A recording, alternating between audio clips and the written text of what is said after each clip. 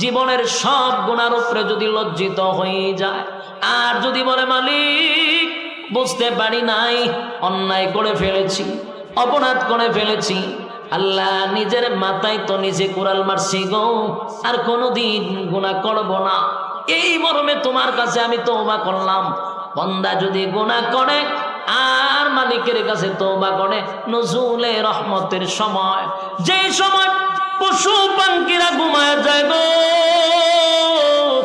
যেই সময় মানুষ তার স্ত্রী পুত্র লইয়া ঘুমায়, যেই সময় বনের পশু পাখিরা ঘুমায়া যায়,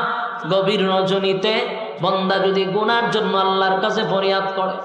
আর বান্দা যদি চোখের পানি ছেড়ে দেয়, আল্লাহ বলে ফেরেশতারা রে